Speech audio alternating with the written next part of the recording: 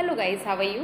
Very good evening to you guys. आज जो हमारा टॉपिक है आज सीडीपी से रिलेटेड है। पहले मैं सीडीपी के सारे जितने चैप्टर्स हैं वो आपको क्लियर कर दूंगी और मैंने चैप्टर्स में से मेन टॉपिक को लिया है जो मोस्टली सीटेट के एग्ज़ाम में आपको देखने को मिलते हैं। तो गाइस ये जो हमारा टॉपिक है वो मानव विकास की प्रमुख अवस्थाओं के बारे में है। ठीक है, जो मानव विकास की प्रमुख अवस्थाएं आती हैं, शैशवावस्था, बाल्यावस्था और किशोरावस्था, इसको मैंने बहुत ही इजी वे में एक्सप्लेन करने की कोशिश की है। और अगर आपको अच्छी लगे तो प्लीज़ मेरे चैनल को लाइक और सब्सक्राइब जरूर कीजिए और बेल आइकन को जरूर दबाइए जिससे मेरे वीडियो के सारे नोटिफिकेशन आप तक पहुँचती रहे। तो गाइज़ हम टाइम वेस्ट नहीं करते हैं और अपनी क्लास को शुरू करते हैं। तो गाइज़ इसमें देखिए जो मानव विकास की अवस्थाएँ हैं इनको 5 भागों में बांटा गया है। ओके, 5 पार्ट्स में हम इसको डिवाइड किया गया है। देखिए जो पहली अवस्था है वो है गर्भावस्था, सेकंड है शैशव अवस्था, तीसरी है बाल्यावस्था, चौथी है किशोर अवस्था और 5वीं है प्रौढ़ अवस्था। गाइस जो हमारी शैशवावस्था होती है वो जन्म से 5 या 6 वर्ष तक की होती है। जब बच्चा जन्म लेता है उससे 5 से 6 वर्ष तक की अवस्था को हम शैशवावस्था बोलते हैं। और बाल्यावस्था जो होती है वो 6 से 12 वर्ष तक की होती है, राइट। और जो किशोर अवस्था होती है उसकी उम्र जो होती है 12 से 18 वर्ष होती है। और जो प्रौढ़ अवस्था होती है जब एज 18 से ऊपर होती है तो उस अवस्था को हम प्रौढ़ अवस्था कहते हैं। सो गाइस शैशव अवस्था जो हमारी अवस्था है शैशवावस्था है, जो पहली अवस्था है। तो शैशवावस्था के बारे में देखिए फ्रायड है, उन्होंने क्या बोला है, उन्होंने बोला है बालक को भविष्य में क्या बनना है इसका निर्धारण इसी 4 से 5 वर्षों में हो जाता है। इस अवस्था को भावी जीवन की आधारशिला के रूप में देखा जा सकता है। देखिए इससे इनकी जो डेफिनेशन है इसको ध्यान से समझने की कोशिश कीजिए। वो ये नहीं कहना चाह रहे हैं कि बच्चे ने डिसाइड कर लिया 4 से 5 वर्ष में कि वो डॉक्टर बन जाएगा, इंजीनियर बन जाएगा। नहीं, देखिए क्या होता है इस 4 to 5 ईयर्स में बच्चे की सीखने की क्षमता तेज होती है। ठीक है, वो उसकी लर्निंग पावर अच्छी होती है। ठीक है, ये उसका बेस होता है।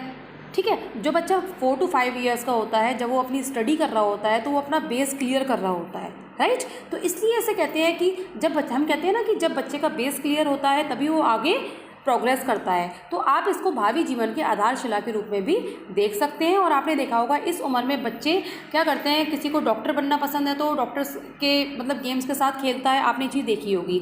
ठीक है, अब देखिए इस अवस्था में क्या होता है, बालक आप परिपक्व होता है तो दूसरों पर पूर्णतः निर्भर रहता है, मतलब कि मैच्योर नहीं होता है और डिपेंड होता है दूसरों पर। ठीक है, इसकी विशेषताएँ देखिए, इसकी विशेषताएँ हैं तीव्र शारीरिक विकास, तीव्र मानसिक विकास, सीखने में तीव्रता, दोहराने की प्रवृत्ति और जिज्ञासा की प्रवृत्ति। चलिए इसको थोड़ा सा आपको एक्सप्लेन करती हूँ। अब देखिए जो शैशवावस्था है उसमें तीव्र शारीरिक विकास पहला पॉइंट है, मैं आपको एक्सप्लेन करती हूँ। देखिए शैशवावस्था में शारीरिक विकास तीव्र गति से होता है। इसमें देखिए कुछ इंपॉर्टेंट पॉइंट है जिनको मैं अंडरलाइन करूँगी और आप उसको ध्यान से देखेंगे। तो शैशवावस्था में शारीरिक विकास तीव्र गति से होता है। जन्म के समय लड़कियों का जो वेट होता है लड़कों की अपेक्षा अधिक होता है। ध्यान रखिए, जो जन्म के समय लड़कियों का वेट होता है वो लड़कों की अपेक्षा अधिक होता है और जो लड़कियों की लंबाई होती है वो लड़कों की लंबाई से कम होती है। ठीक है, जो लड़कों की लंबाई होती है वो लड़कियों की लंबाई से अधिक होती है, लड़कों की हाइट ज़्यादा होती है।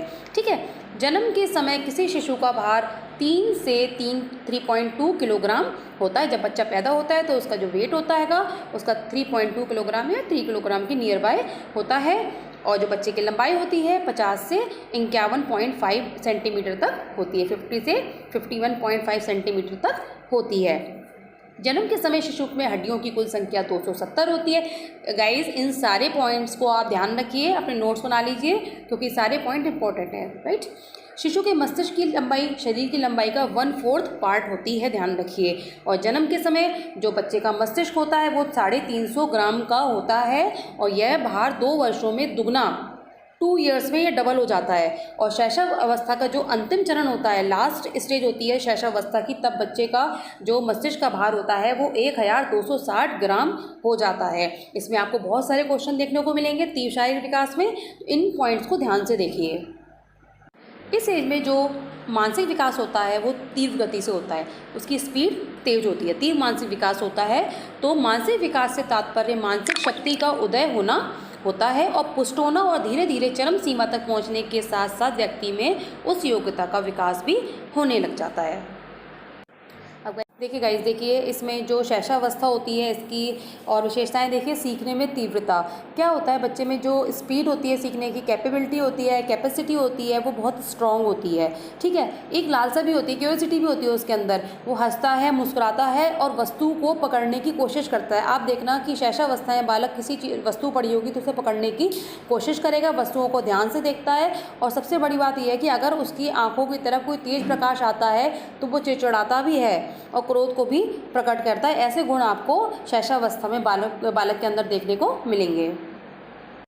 एक क्यूरियोसिटी भी बच्चे के अंदर देखने को मिलती है, जिज्ञासा बड़ी होती है। जैसे कि बालक के संपर्क में कोई जो भी वस्तु, खिलौना आया, ठीक है, वो क्या करता है, वो कोशिश करता है इसको तोड़ के देखे, या अगर उस चीज़ में क्या होगा, जो एक चीज़ है अलग अलग पार्ट में बढ़ सकती है, ठीक है, तो वो क्या करता है, तोड़ देता है, उस चीज़ को तोड़ के दोबारा जोड़ने की कोशिश भी करता है। तो ऐसी कंडीशन आपको शैशवावस्था के अंदर देखने को मिलेगी।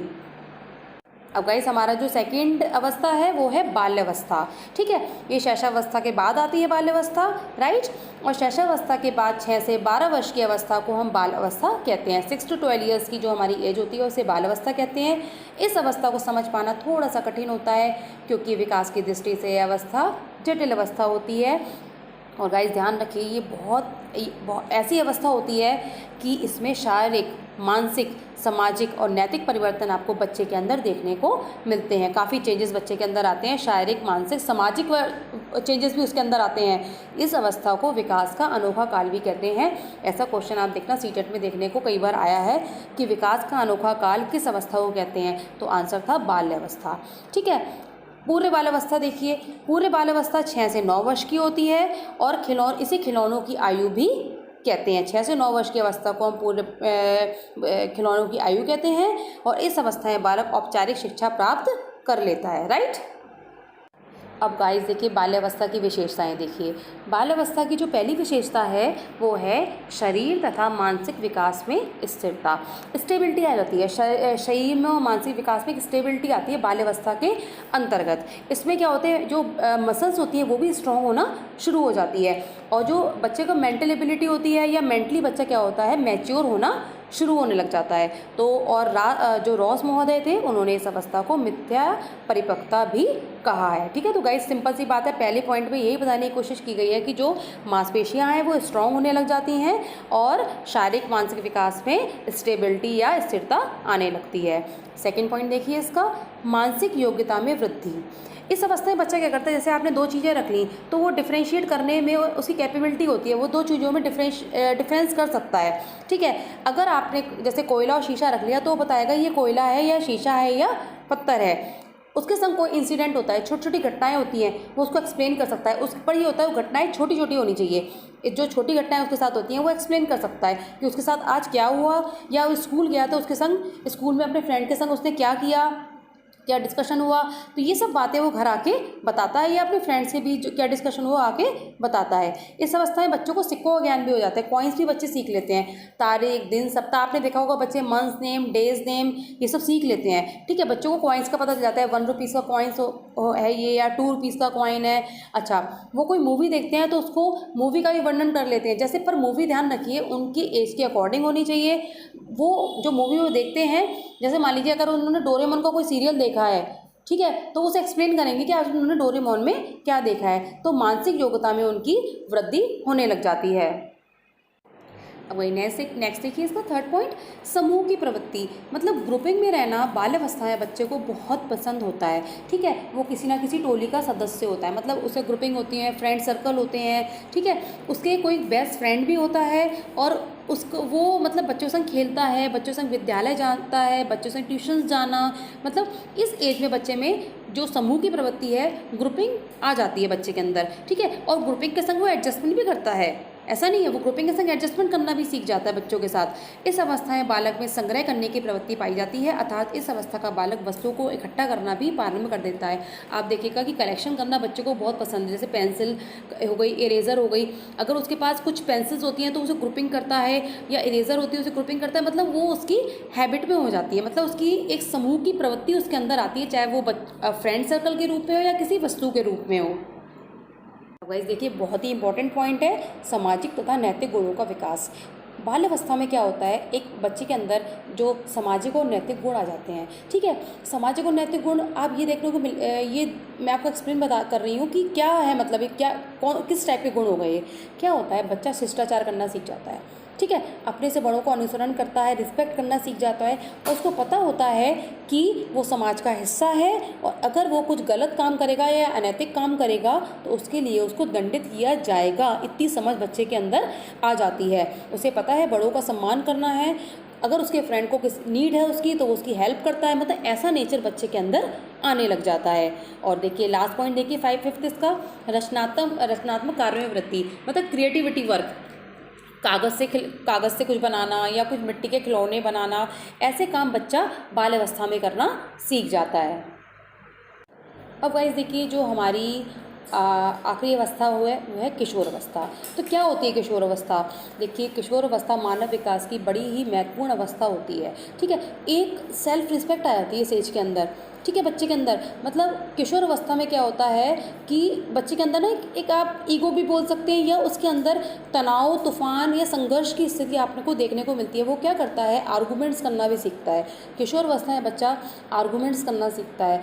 अगर वो कोई बात आपके सामने रखता है और अगर उसकी बात को आप पॉजिटिवली नहीं लेते हो, अगर उसको लगता है कि सामने वाला मेरी बात को पॉजिटिवली नहीं ले रहा है, तो क्या करता है, उस चीज़ को लेकर आर्गूमेंट्स करने लग जाता है। ठीक है, किशोर अवस्था मानव विकास की बहुत महत्वपूर्ण अवस्था होती है और इसकी अवधि 12 से 18 वर्ष मानी जाती है। पर कई मनोवैज्ञानिकों ने इसको 3 भागों में भी विभाजित कर दिया है, जैसे प्राक किशोर अवस्था 11 से 12 या 14 ईयर्स तक, प्रारंभिक किशोर अवस्था 14 से 17 और उत्तर किशोर अवस्था को 17 से 19 20 वर्ष तक लेके जाते हैं। अब इसकी परिभाषा जरा देख लीजिए। क्रो एंड क्रो के अनुसार क्या है, किशोर ही वर्तमान की शक्ति और भावी आशा को प्रस्तुत करता है। क्या होता है वर्तमान की शक्ति? हम कहते हैं ना कि ये किशोर अवस्था में एक वर्तमान की शक्ति के रूप में काम करता है। इसमें बच्चे के अंदर क्या होता है, किशोर अवस्था में काफ़ी एक कहते हैं एबिलिटी या किसी काम को करने की जिज्ञासा काफ़ी होती है कि हमें ये काम करना है, इस काम में हमें आगे जाना है, लक्ष्य है हमारा।